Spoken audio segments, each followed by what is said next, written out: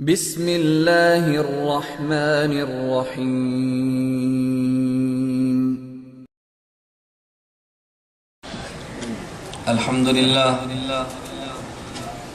الحمدللہ نحمده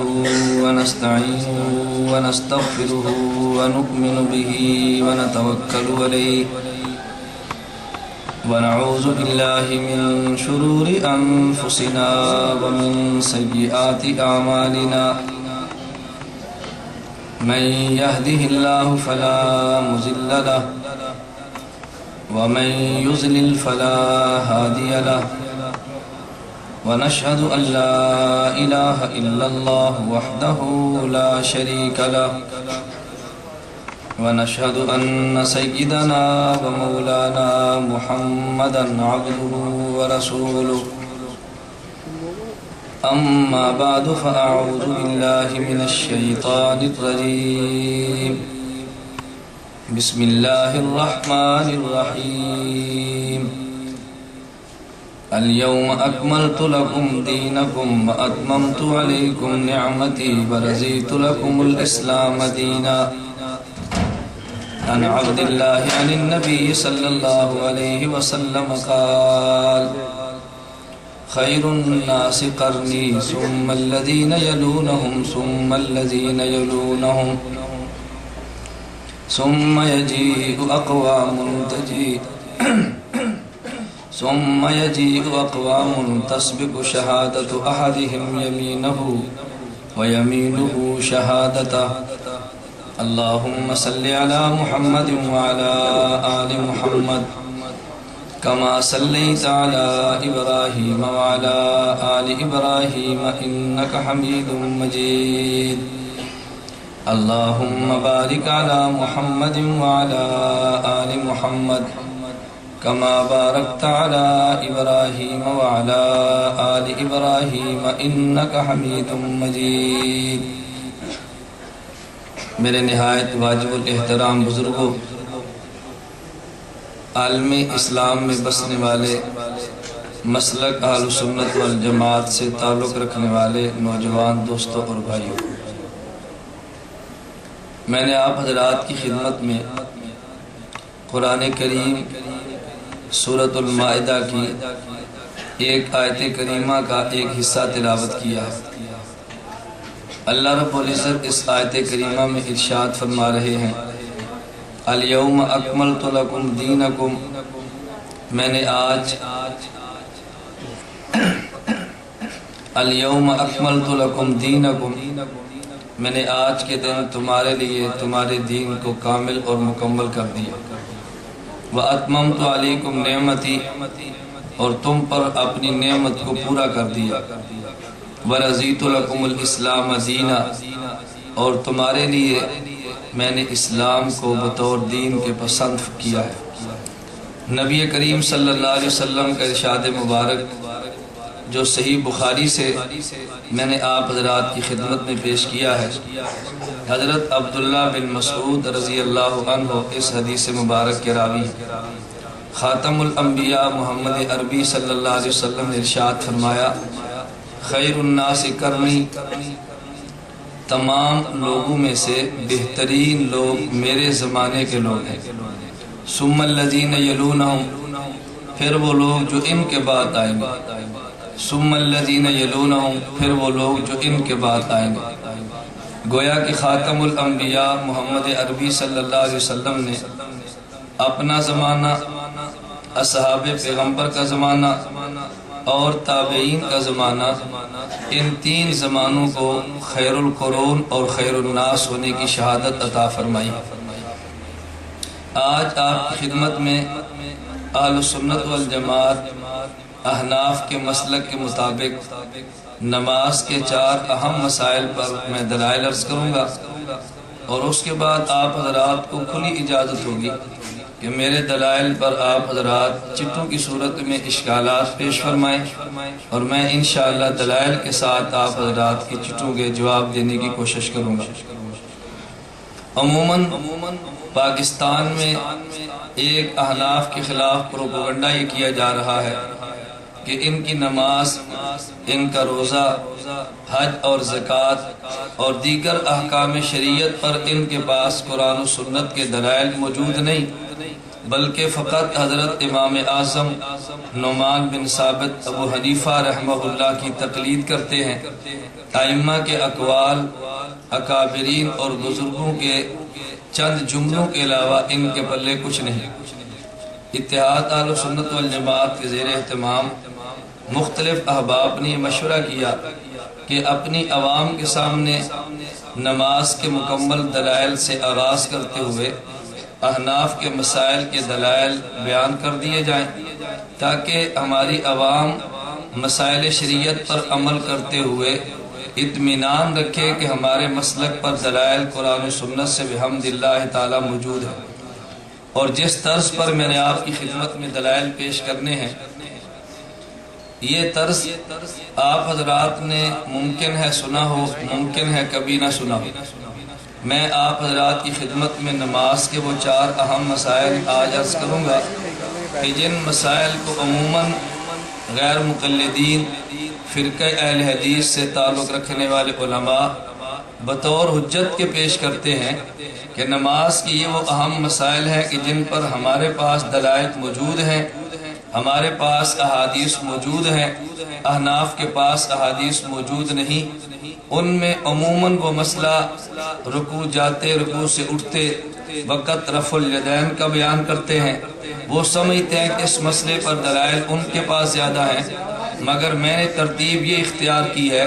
کہ عموماً جن مسائل کو اختلافی انداز میں عوام کے سامنے پیش کیا جا رہا ہے، ان میں پہلا مسئلہ یہ ہے کہ ہاتھ کہاں باندھے۔ اہل سنت والجماعت احناف کا مسلک یہ ہے کہ نماز میں ہاتھ ناف کے نیچے باندھنے چاہیے،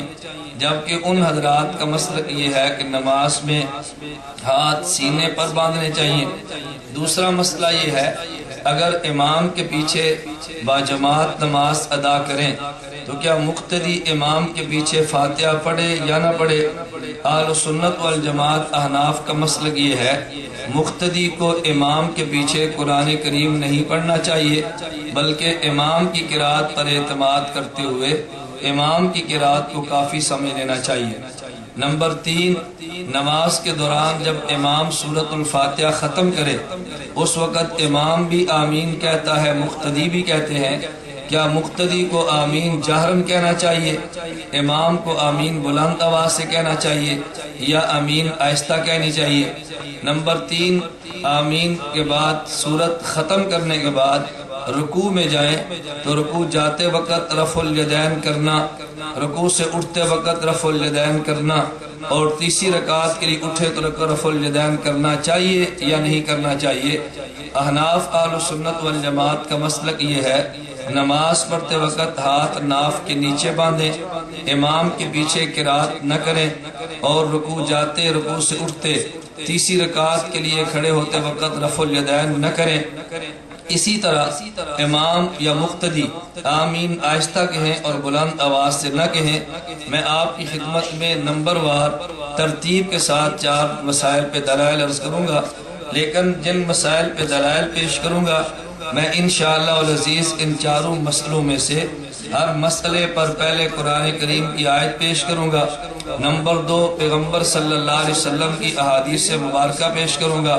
نمبر 3 خلفائے راشدین اور صحابہ کرام رضی اللہ عنہم اجمعین کا مبارک عمل پیش کروں گا، نمبر 4 اس کے بعد میں تابعین کا مذہب اور تابعین کے افعال پیش کروں گا۔ اس کے بعد آپ کی خدمت میں گزارش کروں گا اب آپ کوئی دلیل پیش کرنا چاہیں یا میری دلیل پر اعتراض کرنا چاہیں تو آپ بڑے شوق سے میری دلیل پر اعتراض کریں، یا کوئی آپ کے پاس دلیل موجود ہو تو پیش کریں۔ اللہ ہم سب کو اتباع حق کی توفیق عطا فرمائے، دلائل آ جانے کے بعد مسئلہ قبول کرنے کی اللہ توفیق عطا فرمائے،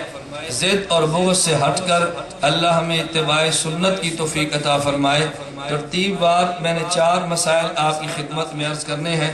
نمبر 1 مسئلے کا نام ہے وضع الیمین علی الشمال تحت سرۃ فی الصلاۃ، یعنی نماز میں دائیں ہاتھ کو بائیں ہاتھ پر ناف کے نیچے باندھنا۔ ان میں ایک مسئلہ آپ پوچھیں گے غیر مقلدین سے، وہ جواب دیں گے کہ ہاتھ سینے پر باندھیں۔ احناف سے مسئلہ پوچھیں گے، ہم صرف یہ نہیں کہتے کہ ہاتھ ناف کے نیچے باندھیں، بلکہ ہم اس مسئلے میں 4 باتیں عرض کرتے ہیں۔ نمبر 1، دائیں ہتھیلی کو بائیں ہتھیلی پر رکھیں۔ نمبر 2،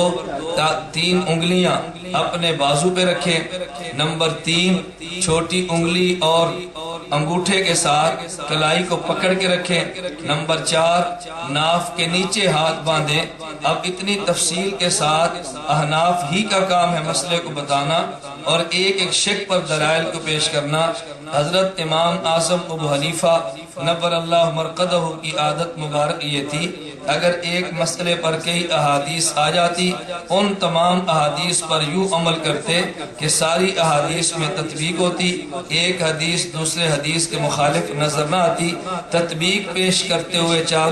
ہر قسم کی حدیث کو پیش فرماتے۔ اللہ رب العزت ہمیں حضرت امام اعظم ابو حنیفہ رحمہ اللہ کی تقلید کرنے کی توفیق عطا فرمائے۔ حضرت امام ابو حنیفہ کے ساتھ دیگر ائمہ کی بھی اللہ ہمیں قدر اور منزلت رکھنے کی توفیق عطا فرمائے۔ ہم اگرچہ احکام شریعت میں تقلید حضرت امام اعظم ابو حنیفہ رحمہ اللہ کی کرتے ہیں، مگر حضرت امام مالک رحمہ اللہ، حضرت محمد بن ادریس امام شافعی رحمہ اللہ، حضرت امام احمد بن حنبل رحمہ اللہ، ہم ان 3 ائمہ کی قدر بھی کرتے ہیں اور ان 3 کی اقتداء کرنے والے ان کے مقلدین کو گمراہ نہیں کہتے، بلکہ جو تقلید کو شرک کہہ کے 4 ائمہ کے مقلدین کو گمراہ کہتے ہیں۔ میری آج کی نشست میں مخاطب وہ ہیں اور میں انہی کو سامنے رکھتے ہوئے اپنے دلائل پیش کروں گا۔ نمبر 1، قرآن کریم کی آیت۔ اللہ رب العزت نے سورۃ الکوثر پارہ نمبر 30 میں ارشاد فرمایا، اعوذ باللہ من الشیطان الرجیم، بسم اللہ الرحمن الرحیم، انا اعطیناک الکوثر فصل لربک وانحر ان شانئک هو الابتر۔ میرے پیغمبر ہم نے تمہیں کوثر عطا کی ہے، اس کے شکریہ کے طور پہ اے پیغمبر آپ نماز پڑھیں، اور ونہر ایک معنی اس کا یہ ہے اے پیغمبر آپ قربانی دیں، جبکہ ایک معنی اس کا وہ ہے جو حضرت علی بن ابی طالب رضی اللہ عنہ، حضرت عبداللہ بن عباس رضی اللہ عنہما نے بیان فرمایا، میں آپ کی خدمت میں احناف کے مسئلے پر قرآن کی آیت پڑھوں گا اور تفسیر پیغمبر کے صحابی سے آپ کی خدمت میں پیش کروں گا۔ صحابی رسول جو تفسیر قرآن کی سمجھتے ہیں، صحابی سے بڑھ کر قرآن کی تفسیر کوئی نہیں کر سکتا۔ فصل لربک وانحر، وانحر کا معنی کیا ہے؟ حضرت یوسف بن عبداللہ امام ابن عبد البر نے اپنی کتاب التمہید جلد نمبر 8 صفحہ نمبر 164 پہ حدیث علی المرتضی رضی اللہ عنہ کا ارشاد نقل کیا ہے، ونہر کا معنی بسط الیمنى علی الیسرى تحت السرہ۔ ونہر کا معنی یہ ہے دائیں ہاتھ کو بائیں ہاتھ پر ناف کے نیچے رکھنا۔ حضرت عبداللہ بن عباس رضی اللہ عنہما فرماتے ہیں، بسط الیمنى علی الشمال فی الصلاۃ، دائیں ہاتھ کو بائیں پر نماز میں رکھنا۔ حضرت ابن عباس رضی اللہ عنہما جو پیغمبر صلی اللہ علیہ وسلم کی مبارک دعا کی برکت سے ترجمان القرآن بنے ہیں، اصحاب پیغمبر میں بہت بڑے مفسر شمار ہوتے ہیں۔ علی بن ابی طالب رضی اللہ عنہ خلیفہ چہارم بھی ہیں، خلیفہ راشد بھی ہیں، پیغمبر کے داماد بھی ہیں۔ علی المرتضی رضی اللہ عنہ اور ابن عباس رضی اللہ عنہما دونوں کی تفسیر آپ ملاحظہ فرمائیں۔ اور حضرت ابن عبد البر رحمہ اللہ یہ آج کے دور کے عالم نہیں ہے، بلکہ 463 ہجری میں ان کی وفات ہے۔ اتنا قدیم، اتنا بڑا جید عالم، اور یہ کتاب جو تحریر فرمائی ہے ابن عبد البر رحمہ اللہ تعالیٰ نے، یہ صرف حنفی عالم نہیں، حضرت امام مالک رحمہ اللہ کے مقلد فقہ مالکی سے تعلق رکھنے والے بہت بڑے امام ہیں۔ حضرت علی سے روایت نقل کی، ابن عباس رضی اللہ عنہما سے روایت نقل کی۔ اب میں یہ بات کہہ سکتا ہوں، اگر احناف نماز کے دوران اپنے ہاتھ ناف کے نیچے باندھتے ہیں تو یہ مسلک امام ابو حنیفہ کا صرف نہیں ہے بلکہ علی بن ابی طالب رضی اللہ عنہ کا ارشاد ہے۔ حضرت امام ابو حنیفہ کا صرف ارشاد نہیں ہے بلکہ حضرت عبداللہ بن عباس رضی اللہ عنہما کا ارشاد ہے، اور ان دونوں پیغمبر کے صحابہ اور پیغمبر کے قریبی رشتہ داروں نے، علی بن ابی طالب صحابی بھی ہیں، علی بن ابی طالب اہل بیت میں سے بھی ہیں، عبداللہ بن عباس رضی اللہ عنہما پیغمبر کے صحابی بھی ہیں، اہل بیت میں سے بھی ہیں۔ تو قرآن کی شرح کرنے والا وہ شخص جو صحابی اور اہل بیت ہے، وہ کہتا ہے ونہر کا معنی یہ ہے نماز میں دائیں ہاتھ کو بائیں ہاتھ پر ناف کے نیچے باندھنا۔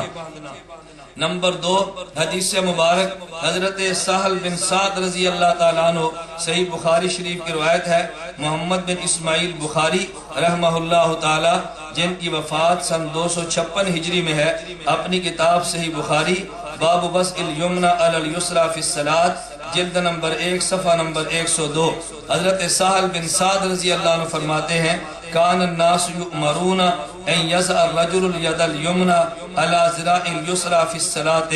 صحابہ پیغمبر کو حکم دیا گیا کہ جب نماز پڑھے تو آدمی اپنے دائیں ہاتھ کو اپنی بائیں ذراع یعنی بائیں بازو پہ رکھے۔ اس حدیث مبارک سے صرف اتنی بات ثابت ہوئی کہ نماز کے دوران اپنے دائیں ہاتھ کو اپنے بائیں بازو پہ رکھے۔ اس میں 2 باتیں رہ گئی، نمبر 1 دائیں ہاتھ کو بائیں بازو پر کہاں رکھے، نمبر 2 یہ دونوں بازو کس جگہ پہ رکھے۔ یہ باتیں چونکہ اس میں موجود نہیں تھی، اس کی وضاحت کے لیے میں دیگر احادیث مبارکہ آپ کی خدمت میں پیش کروں گا۔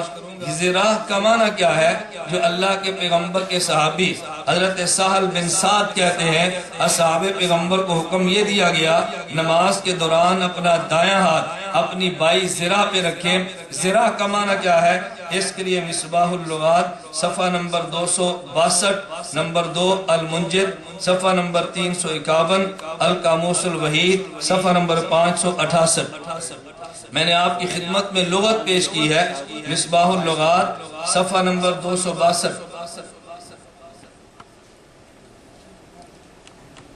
ذراع کا معنی بیان کیا ہے، تمام لغت والوں نے اپنی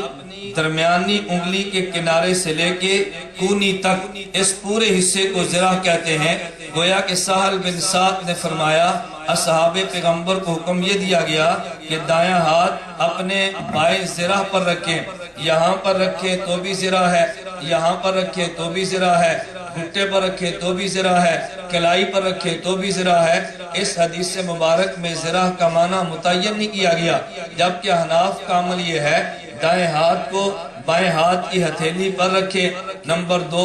انگوٹھا اور چھوٹی انگلی سے پکڑ کے رکھے، نمبر 3 تین انگلیاں اپنے بائیں بازو پہ رکھے۔ یہ دیگر 3 باتیں کہاں سے ثابت ہیں؟ حضرت وائل بن حجر رضی اللہ تعالیٰ عنہ پیغمبر کے صحابی ارشاد فرماتے ہیں، کہتے ہیں قلت لانظرن الی رسول اللہ صلی اللہ علیہ وسلم کیف یصلی، میں نے ارادہ کیا پیغمبر کو نماز پڑھتے ہوئے دیکھوں۔ میں پیغمبر کی خدمت میں حاضر ہوا، فنظرت الیہ، میں نے خاتم الانبیاء صلی اللہ علیہ وسلم کو دیکھا، قام فکبر ورفع یدیہ حتی حاذت اذنیہ ثم وضع یدہ الیمنی علی ظہر کف الیسری والرسغ والسائد۔ حضرت محمد بن اسحاق ابن خزیمہ جن کی 311 ہجری میں وفات ہے، اپنی کتاب صحیح ابن خزیمہ باب وضع بطن الکف الیمنی علی کف الیسری والرسغ والسائد جمیعا، جلد نمبر 1 صفحہ نمبر 243 پر روایت نقل کی ہے۔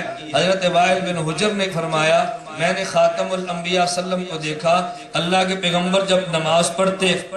نبی پاک صلی اللہ علیہ وسلم کھڑے ہوئے، اللہ اکبر فرمایا، رفع یدیہ اپنے ہاتھوں کو بلند کیا، حتی حاذت اذنیہ حتیٰ کہ پیغمبر کے دونوں ہاتھ کانوں کے برابر ہو گئے۔ یہی احناف کا مسلک ہے۔ ثم وضع یدہ الیمنی، پھر اللہ کے پیغمبر نے اپنے دائیں ہاتھ کو اپنے بائیں ہاتھ کی ہتھیلی کے پشت پہ رکھا، دائیں ہاتھ کو بائیں ہاتھ کی ہتھیلی کی پشت پہ رکھا، والرسغ پیغمبر نے گھٹے پہ رکھا، والساعد پیغمبر نے کلائی پہ رکھا۔ اللہ کے پیغمبر نے ہاتھ کو یوں رکھا کہ ہاتھ کی ہتھیلی یا بائیں ہاتھ کی ہتھیلی کی پشت پر تھی، نمبر 2 کچھ حصہ گھٹے پر تھا، نمبر 3 کچھ حصہ اس کی کلائی پر تھا۔ ایک مسئلہ باقی رہ گیا کہ ہم اس کے باوجود پھر اس ہاتھ کو پکڑتے کیوں ہیں؟ نبی کریم صلی اللہ علیہ وسلم کا ارشاد مبارک موجود ہے۔ خاتم الانبیاء صلی اللہ علیہ وسلم کے صحابی ابن عباس رضی اللہ تعالی عنہما فرماتے ہیں،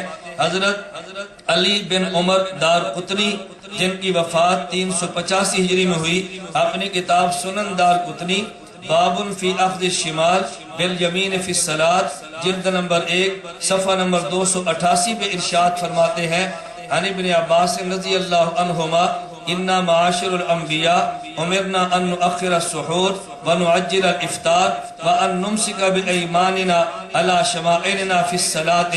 ابن عباس رضی اللہ عنہ فرماتے ہیں خاتم الانبیاء صلی اللہ علیہ وسلم نے ارشاد فرمایا، ہم انبیاء کو حکم دیا گیا، نبی کو حکم اللہ دیتا ہے، نبی غیر اللہ کے حکم کو قبول نہیں کرتا، گویا اللہ نے حکم یہ دیا جو پیغمبر نے ارشاد فرمایا، امرنا ان نؤخر السحور، ہم رمضان المبارک میں یا جب بھی روزہ رکھیں سحری میں تاخیر کریں، ونعجل الافطار، روزہ کھولتے وقت افطاری جلدی کریں، وان نمسک بایماننا، مگر اتنی جلدی بھی نہ کریں کہ سورج ابھی غروب نہ ہو اور افطاری کر گزرے جیسے غیر مقلدین کرتے ہیں۔ جلدی کا معنی کہ وقت پر افطاری کریں، وقت سے پہلے افطاری کرنے کو جلدی نہیں کہتے بلکہ روزے کو توڑ دینا کہتے ہیں۔ اللہ ہمیں بر وقت افطاری کرنے کی توفیق عطا فرمائے۔ وَأَن نُمْسِكَ بِأَيْمَانِنَا عَلَى شِمَائِلِنَا فِي الصَّلَاةِ، ہمیں حکم دیا ہم دائیں ہاتھ سے بائیں ہاتھ کو نماز میں پکڑیں، ہمیں حکم دیا گیا کہ دائیں ہاتھ سے بائیں ہاتھ کو نماز میں پکڑ کر کھڑے ہوں۔ اب اس حدیث سے مبارک کا معنی کون بیان کرے گا؟ کہاں سے پکڑیں؟ حضرت امام ترمذی رحمۃ اللہ علیہ نے کتاب الجنائز میں لکھا ہے، ہم عالم بمعانی الاحادیث، کہ محدثین فقہا احادیث سے مبارکہ کا معنی زیادہ سمجھتے ہیں۔ حضرت محمود بن احمد العینی جن کی وفات سن 855 ہجری میں ہے، اب عمدۃ القاری شرح صحیح بخاری جلد نمبر 4 صفحہ نمبر 389 پہ ارشاد فرماتے ہیں، واستحسن کثیر من مشائخنا الجمع بینہما بأن یضع باطن کفہ الیمنی علی کفہ الیسری ویحلق بالخنصر والابہام علی الرسغ۔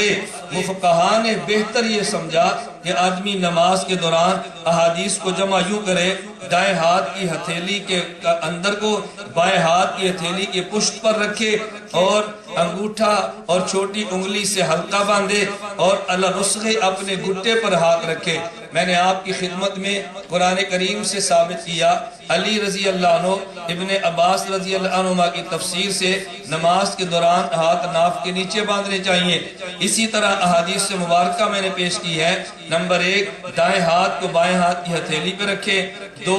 انگلیوں سے اپنی انگلی کو پکڑ کے رکھے، نمبر 3 بازو کو پکڑ کے رکھے، نمبر 3 یہ ہاتھ اپنے بازو پہ رکھے۔ چوتھی مسئلہ یہ تھا کہ ہاتھ کہاں پہ رکھے؟ حضرت علقمہ بن وائل بن حجر رضی اللہ عنہ اپنے والد حضرت وائل بن حجر رضی اللہ عنہ سے نقل کرتے ہیں، امام عبداللہ بن محمد ابن ابی شیبہ جن کی وفات 235 ہجری میں ہے، اپنی کتاب مصنف ابن ابی شیبہ باب وضع الیمین علی الشمال جلد نمبر 1 صفحہ نمبر 427 پہ حضرت وائل بن حجر رضی اللہ عنہ سے نقل کرتے ہیں، وائل بن حجر کہتے ہیں، رأیت النبی صلی اللہ علیہ وسلم وضع یمینہ علی شمالہ فی الصلاۃ تحت السرہ، میں نے خاتم الانبیاء صلی اللہ علیہ وسلم کو نماز پڑھتے ہوئے دیکھا، اللہ کے پیغمبر نے دائیں ہاتھ کو نماز میں بائیں ہاتھ پر ناف کے نیچے رکھا۔ اللہ کے پیغمبر کا عمل بھی یہ تھا، خاتم الانبیاء صلی اللہ علیہ وسلم نماز کے دوران اپنے ہاتھ کو ناف کے نیچے باندھتے۔ حضرت علی رضی اللہ تعالیٰ عنہ سے زید بن علی بن حسین جن کی وفات 121 ہجری میں ہے، اپنی کتاب مسند زید بن علی صفحہ نمبر 204 سے 205 باب الافطار میں نقل کیا، علی رضی اللہ عنہ سے قال ثلاث من اخلاق الانبیاء صلاۃ وسلامہ علیہم تاجیل الافطار وتاخیر السحور ووضع الکف علی الکف تحت السرہ۔ اللہ کے پیغمبر صلی اللہ علیہ وسلم نے ارشاد فرمایا کہ 3 باتیں انبیاء کی عادات میں سے ہیں۔ نمبر 1 روزے کو جلدی کھول دینا، نمبر 3 روزے کو تاخیر سے رکھنا، نمبر 2 تاخیر سے رکھنا، نمبر 3 ہتھیلی کو ہتھیلی پر ناف کے نیچے رکھنا۔ یہ صرف خاتم الانبیاء کی عادت نہیں ہے بلکہ جملہ انبیاء کرام علیہ السلام کی مبارک عادت یہی تھی۔ حضرت انس رضی اللہ تعالیٰ عنہ سے علاء الدین بن علی ترکمانی جن کی وفات سن 745 ہجری میں ہے، اپنی کتاب الجوہر النقی جلد نمبر 2 صفحہ نمبر 32 پہ تعریف فرماتے ہیں، ان انس رضی اللہ عنہ قال ثلاث من اخلاق النبوہ تعجیل الافطار وتاخیر السحور ووضع الید الیمنی علی الیسری فی الصلاۃ تحت السرہ۔ حضرت انس بن مالک رضی اللہ عنہ نے ارشاد فرمایا کہ 3 چیزیں تمام انبیاء کے اخلاق میں سے ہیں، اخلاق نبوت میں سے ہیں، روزے کو جلدی افطار کرنا، تاخیر سے سحری نہ کرنا، اور دائیں ہاتھ کو بائیں ہاتھ پر نماز میں ناف کے نیچے باندھنا۔ خاتم الانبیاء صلی اللہ علیہ وسلم کے بعد حضرت علی بن ابی طالب رضی اللہ عنہ کا اپنا مبارک عمل، جو خلیفہ راشد بھی ہیں، پیغمبر کے داماد بھی ہیں، صحابی رسول بھی ہیں، علی بن ابی طالب رضی اللہ عنہ حضرت علی بن ابی طالب ارشاد فرماتے ہیں، عبداللہ بن محمد ابن ابی شیبہ جن کی وفات 235 ہجری میں اپنی کتاب مصنف ابن ابی شیبہ باب وضع الیمین علی الشمال جلد نمبر 1 صفحہ نمبر 427 میں تحریر کرتے ہیں، ان علی قال من سنت الصلاة وضع الایدی علی الایدی تحت السرر وفی نسخت تحت السرہ۔ علی بن ابی طالب رضی اللہ عنہ نے فرمایا نماز کی سنت یہ ہے کہ ہاتھوں کو ہاتھ پر باندھا جائے اور ناف کے نیچے باندھا جائے۔ علی المرتضیٰ نے ارشاد فرمایا، حضرت ابو ہریرہ رضی اللہ تعالیٰ عنہ پیغمبر کے صحابی ہیں، حضرت محمد بن ابراہیم ابن منذر جن کی وفات سن 318 ہجری اپنی کتاب الاوسط فی السنن والاجماع والاختلاف جلد نمبر 3 صفحہ نمبر 94 پر تحریر فرماتے ہیں، ان ابی ہریرہ رضی اللہ عنہ قال من السنت ان یضع الرجل یدہ الیمنی علی الیسری تحت السرۃ فی الصلاۃ۔ ابو ہریرہ رضی اللہ عنہ فرماتے ہیں سنت یہ ہے آدمی نماز میں دائیں ہاتھ کو بائیں ہاتھ پر ناف کے نیچے باندھے۔ اور تابعین میں سے حضرت حجاج بن حسان رحمہ اللہ نے تابعین کے عمل کو نقل کیا۔ تابعین کی تعداد تو بہت ہے، ان میں بہت بڑے تابعی حضرت ابو مجلس ان کے عمل کو نقل کیا۔ حضرت عبداللہ بن محمد ابن ابی شیبہ جو حضرت امام بخاری رحمہ اللہ کے استاذ محترم ہیں، ان کی کتاب مصنف ابن ابی شیبہ جلد نمبر 1 صفحہ نمبر 427 باب وضع الیمین علی الشمال۔ حجاج بن حسان کہتے ہیں میں نے ابو مجلس کو یہ بات کہتے ہوئے سنا، یا میں نے ان سے پوچھا کیف یصنع، نماز میں آدمی کیا کرے، یعنی نماز میں ہاتھ کہاں باندھے؟ ابو مجلس نے فرمایا یضع باطن کف یمینہ علی ظاہر کف شمالہ ویجعلها اسفل من السرہ، نماز میں دائیں ہاتھ کی ہتھیلی کے اندرونی حصے کو بائیں ہاتھ کی ہتھیلی کی پشت پر رکھے اور ان دونوں کو ناف کے نیچے رکھے۔ حضرت ابراہیم نخعی رحمہ اللہ تعالی جو بہت بڑے تابعی ہیں، کتاب الاثار بروایت محمد جلد نمبر 1 صفحہ نمبر 323 میں حضرت امام اعظم ابو حنیفہ نعمان بن ثابت کی تصنیف ہے، کتاب کا نام کتاب الاثار، نعمان بن ثابت امام اعظم ابو حنیفہ رحمہ اللہ کی وفات 150 ہجری میں ہے۔ ابراہیم نخعی فرماتے ہیں انہو کان یضع یدہ الیمنی علی یدہ الیسری تحت السرہ۔ ابراہیم نخعی کا عمل یہ نقل کیا گیا، ابراہیم نخعی نماز کے دوران اپنے دائیں ہاتھ کو بائیں ہاتھ پر ناف کے نیچے رکھا کرتے۔ میں نے آپ کی خدمت میں عرض کیا کہ پہلا مسئلہ نماز میں ہاتھ کہاں پہ باندھے؟ اہل سنت والجماعت احناف کا مسلک یہ ہے دائیں ہاتھ کی ہتھیلی کو بائیں ہاتھ کے پشت پہ رکھے اور دائیں ہاتھ کے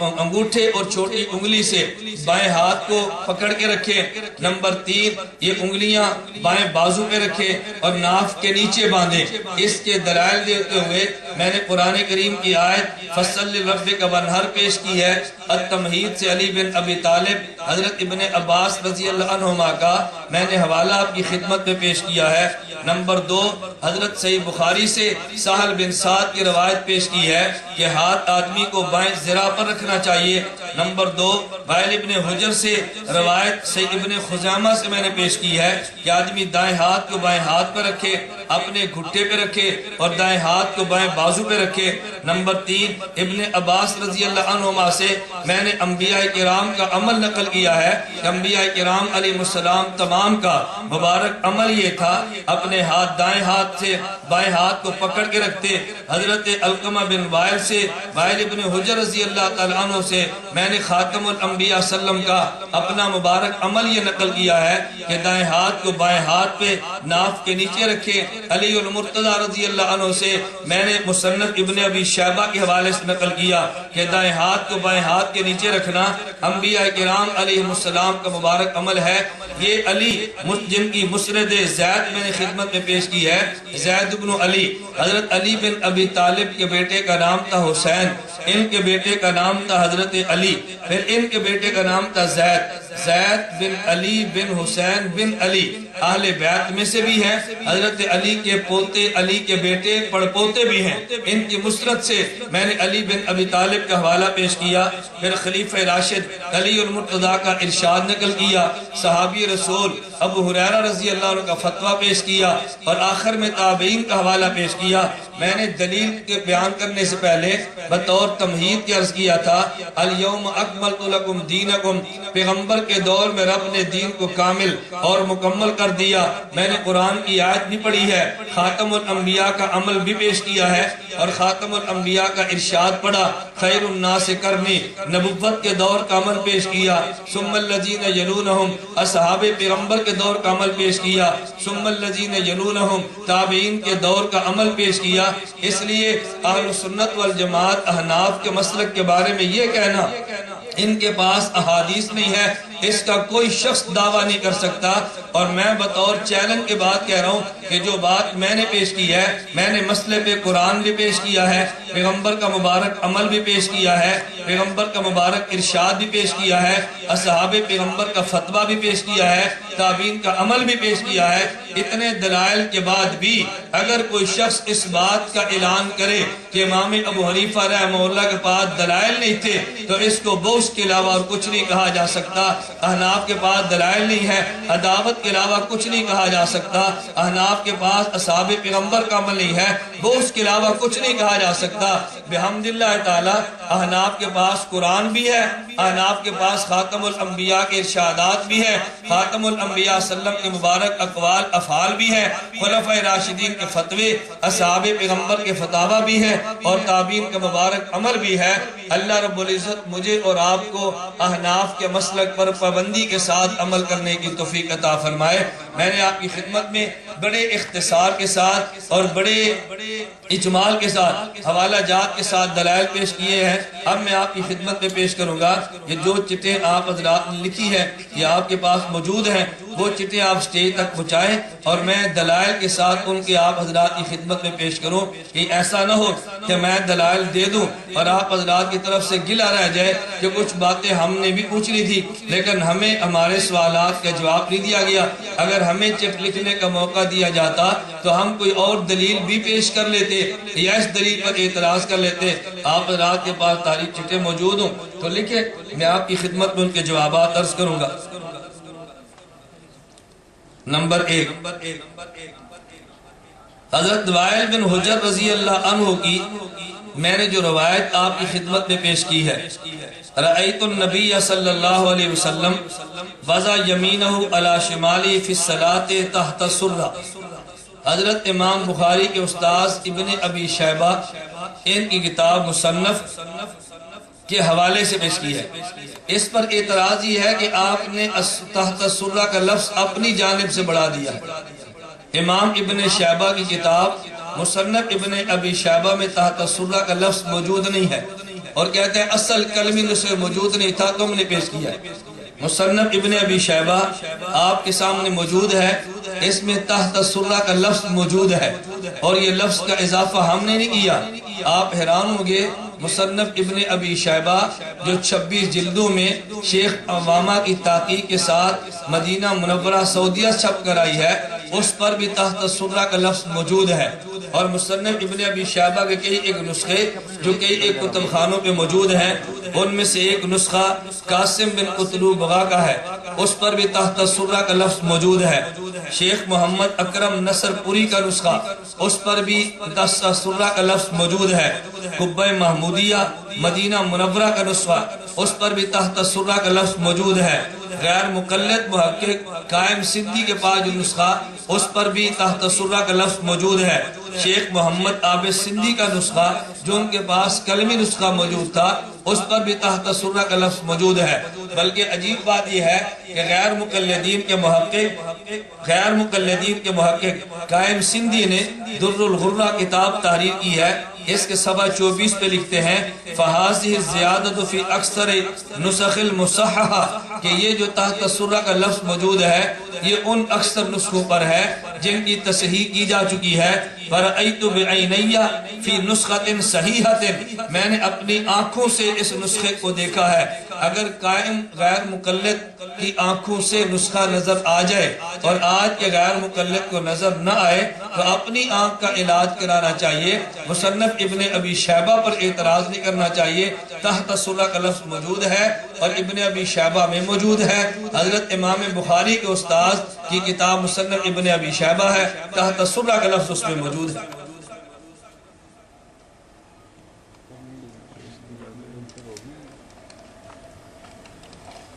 حضرت وائل ابن حجر رضی اللہ تعالی عنہ سے میں نے حدیث مبارک پیش کیا کہ وہ خاتم الانبیاء صلی اللہ علیہ وسلم کا عمل پیش کرتے ہیں کہ میں نے نبی کریم صلی اللہ علیہ وسلم کو نماز پڑھتے ہوئے دیکھا کہ نبی کریم صلی اللہ علیہ وسلم نے اپنے دائیں ہاتھ کو بائیں ہاتھ پر ناف کے نیچے رکھا۔ کہتے ہیں اگر وائل ابن حجر سے یہ روایت ہے تو وائل ابن حجر رضی اللہ تعالیٰ عنہ سے صحیح ابن خزیمہ میں دوسری روایت بھی موجود ہے جس میں وائل ابن حجر فرماتے ہیں صلیت مع رسول اللہ صلی اللہ علیہ وسلم ووضع یدہ الیمنی علی ید الیسری علی صدرہ میں نے نبی کریم صلی اللہ علیہ وسلم کے ساتھ نماز پڑھی، نبی کریم صلی اللہ علیہ وسلم نے دائیں ہاتھ کو بائیں ہاتھ پر اپنے سینے پر باندھا۔ اگر وائل ابن حجر رضی اللہ عنہ سے روایت ناف کے نیچے ہاتھ باندھنے کی موجود ہے تو وائل ابن حجر رضی اللہ تعالیٰ عنہ سے سینے پر ہاتھ باندھنے کی روایت موجود ہے، وہ کیوں نہیں پڑھتے؟ ہم کہتے ہیں وائل ابن حجر سے روایتیں دونوں ہیں، سینے پر ہاتھ باندھنے کی اور ناف کے نیچے ہاتھ باندھنے کی۔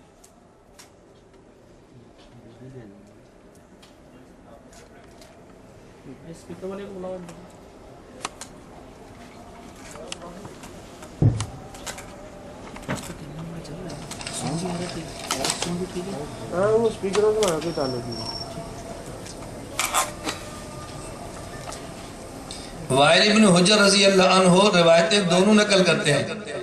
ایک روایت احناف نے پیش کی ہے، ایک روایت غیر مقلدین نے پیش کی ہے۔ فرق یہ ہے کہ جو روایت ہم نے پیش کی ہے اس روایت کی سند صحیح ہے اور جو حدیث غیر مقلدین نے پیش کی ہے اس کی سند ضعیف ہے۔ صحیح ابن خزیمہ آپ روایت دیکھیں، اس کے حاشیے پہ لکھا ہوا موجود ہے اسنادہ ضعیف اسنادہ ضعیف لأن مؤملا وهو ابن اسماعیل سیء الحفظ اور اس حدیث کی سند کو ضعیف قرار دینے والا غیر مقلدین کا محقق علامہ ناصر الدین البانی ہے۔ جو حدیث تم نے پیش کی ہے اس حدیث کو ضعیف بھی تمہارے محقق نے قرار دیا ہے۔ دعویٰ یہ کیا جاتا ہے کہ حناف کے پاس دلائل نہیں ہے اور ہم صحیح حدیث پیش کرتے ہیں لیکن اپنے مسلک پر صحیح حدیث نہ پیش کر سکے۔ ابن خزیمہ سے روایت وہ پیش کی جس کی سند ضعیف ہے اور جہاں آپ سے ابن خزیمہ اگر کوئی غیر مقلد آپ کے پاس لائے، اسی سے ابن خزیمہ کے نیچے حاشیہ موجود ہے جہاں لکھا اسنادہ ضعیف، وہ حدیث پیش کرے گا، اسنادہ ضعیف نہیں پڑھے گا۔ آپ حدیث بھی لیں، اسنادہ ضعیف بھی کہہ دیں، پھر کہ تمہارا دعویٰ یہ تھا ہم صحیح احادیث پہ عمل کرتے ہیں، اور تم نے صحیح احادیث کی بجائے تم نے ضعیف احادیث پہ عمل کیوں شروع کر دیا ہے؟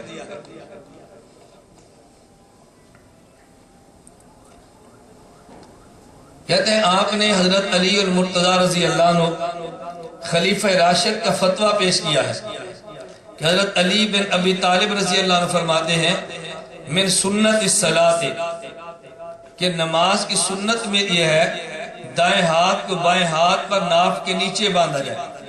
کہتے ہیں اس حدیث کی سند میں دو راوی ہیں۔ نمبر ایک عبد الرحمن بن اسحاق کوفی، جس کو امام احمد بن حنبل نے ضعیف کہا ہے۔ نمبر دو زیاد بن زید السوائی، جو مجہول ہے، لہٰذا علی بن ابی طالب رضی اللہ عنہ کا فتویٰ تم پیش نہیں کر سکتے، اس لیے کہ حضرت علی بن ابی طالب رضی اللہ تعالی عنہ کی جو حدیث تم نے بطور فتویٰ کے پیش کی ہے، اس کی سند میں دو راوی ہیں، اور یہ راوی ایک مجہول ہے، ایک کو امام احمد بن حنبل نے ضعیف کہا، اس حدیث کو تم پیش نہیں کر سکتے۔ میں کہتا ہوں جو روایت ہم نے پیش کی ہے حضرت علی بن ابی طالب کا فتویٰ، ایک اصول ذہن نشین فرما لیں، علامہ زیلعی رحمت اللہ علیہ نے نصب الرایہ میں ایک اصول بیان فرمایا ہے کہ محدثین حدیث مبارک کو صحیح کہہ دیں، یہ دلیل اس بات کی ہے کہ اس حدیث کے راوی ثقات ہیں۔ یہ نہیں ہو سکتا کہ حدیث صحیح ہو اور پھر بھی راوی ثقہ نہ ہو، راوی ثقہ ہوں گے حدیث صحیح ہوگی، یہ ممکن نہیں کہ راوی ثقہ نہ ہو اور پھر بھی حدیث صحیح ہو۔ حدیث کا صحیح ہونا اس بات کی دلیل ہے کہ یہ روایت کے راوی ثقہ ہیں، لہٰذا جس کے بارے میں تم نے کہا کہ ان کو محدثین ضعیف کہتے ہیں، حضرت امام احمد بن حنبل رحمہ اللہ مقدمہ سوالات ابی داؤد لأحمد بن حنبل صفحہ نمبر 53 پہ حضرت امام احمد بن حنبل ہی سے عبد الرحمن بن اسحاق کوفی کو صالح الحدیث شمار کیا گیا۔ امام احمد بن حنبل نے اگر عبد الرحمن بن اسحاق کوفی کو ضعیف کہا تو حضرت امام احمد بن حنبل نے صالح الحدیث بھی کہا۔ حضرت امام احمد بن حنبل ہی سے توثیق مقدمہ سوالات ابی داؤد کے اندر موجود ہے۔ جن محدثین نے حضرت علی بن ابی طالب کے فتوے والے اثر کو صحیح قرار دیا، امام اسحاق بن راہوے جن کی وفات سن 278 ہجری میں ہے، حضرت امام احمد بن محمد بن حنبل جن کی وفات سن 241 ہجری میں ہے، الاوسط لابن المنذر جلد نمبر 3 صفحہ نمبر 93 اور 94، مسائل احمد و اسحاق جلد نمبر 1 صفحہ نمبر 93، ان نے فرمایا کہ حدیث صحیح ہے۔ حضرت امام احمد بن محمد امام طحاوی رحمہ اللہ جن کی وفات سن 321 ہجری میں، احکام القرآن للطحاوی جلد نمبر 1 صفحہ نمبر 187، امام احمد بن محمد امام طحاوی احکام القرآن للطحاوی جلد نمبر 1 صفحہ نمبر 187، حضرت امام مقدسی جن کی وفات سن 643 ہجری، الاحادیث المختارہ جلد نمبر 1 صفحہ نمبر 386، حضرت علامہ ابن قیم محمد بن عبد الواحد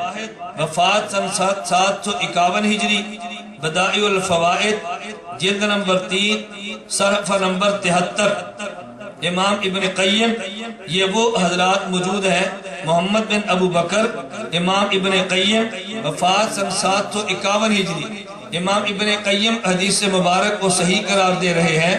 اس قدر محدثین کا علی بن ابی طالب کے اثر کو صحیح قرار دینا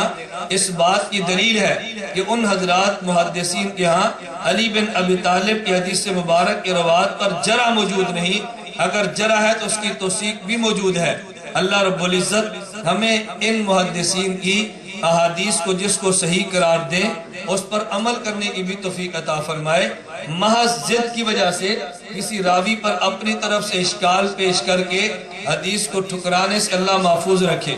ایک بڑا معروف اشکال پیش کیا جا رہا ہے، کہتے ہیں تم نے کہا کہ جب مرد نماز پڑھے اپنے ہاتھ ناف کے نیچے باندھے، اور جب خواتین عورتیں نماز پڑھیں اپنے ہاتھ کو سینے پر باندھے، تم نے ان دونوں میں فرق کیا ہے۔ مرد کے لیے تم مرد کے لیے ناف کے نیچے ہاتھ باندھنے کے قائل ہو، عورتوں کے لیے سینے پر ہاتھ باندھنے کے قائل ہو۔ مرد کے لیے ناف کے نیچے ہاتھ باندھنے پہ دلائل تم نے پیش کیے ہیں، لیکن عورتیں سینے پر ہاتھ باندھے، اس کی دلیل کیا ہے؟ میں کہتا ہوں دلائل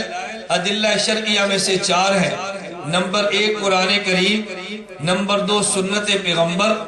خلیفہ راشد جسے ہم سنت کہتے ہیں، نمبر 3 اجماع امت، نمبر 4 قیاس شرعی۔ یہ 4 ادلہ شرعیہ موجود ہیں۔ میں نے مرد کے ناف کے نیچے ہاتھ باندھنے پہ سنت پیش کی ہے، اصحاب پیغمبر کا عمل پیش کیا ہے، اور تابعین کا مبارک عمل پیش کیا ہے، اور عورتیں سینے پر ہاتھ باندھے۔ اگر میں اس پہ اور دلیل کوئی بھی نہ پیش کرتا تو عورتوں کے سینے پر ہاتھ باندھنے میں اختلاف کوئی نہیں، عورتوں کے سینے پر ہاتھ باندھنے کے ہم بھی قائل ہیں، اور عورتوں کے سینے پر ہاتھ باندھنے کے غیر مقلدین بھی قائل ہیں۔ یہ تو اختلافی اور نزاعی مسئلہ نہیں ہے۔ جو مسئلہ نزاعی اور اختلافی تھا میں نے دلائل اس پر آپ کی خدمت میں پیش کیے ہیں، لیکن دلیل کے طور پہ حضرت علامہ عبداللہ بن احمد وفات السعایہ، علامہ عبدالحی لکھنوی رحمت اللہ علیہ نے السعایہ جلد نمبر 2 صفحہ نمبر 156 میں تحریر فرمایا، اما فی حق النساء فاتفقوا علی ان السنت لہن وضع الیدین علی الصدر لانہا استر لہا۔ عورت کا سینے پر ہاتھ باندھنا اس پر امت کا اجماع ہے، اور اجماع امت کو دلیل شرعی بیان کرتے ہوئے علامہ عبداللہ بن احمد وفات 620 ہجری کتاب روضۃ الناظر میں کتاب روضۃ الناظر میں تعریف فرماتا ہے، والاجماع حجت قاطعۃ عند الجمہور۔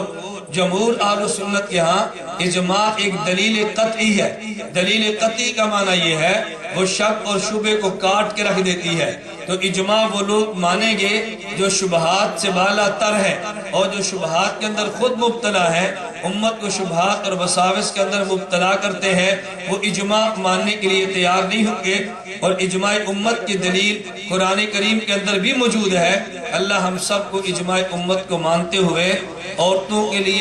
سینے پر ہاتھ باندھنے کا قائل ہونے کی توفیق عطا فرمائے۔ قرآن، سنت اور خلفائے راشدین کے مبارک عمل کو دیکھتے ہوئے مردوں کے لیے ناف کے نیچے ہاتھ باندھنے والے عمل کو قبول کرنے کی توفیق عطا فرمائے۔ وآخر دعوانا ان الحمدللہ رب العالمین۔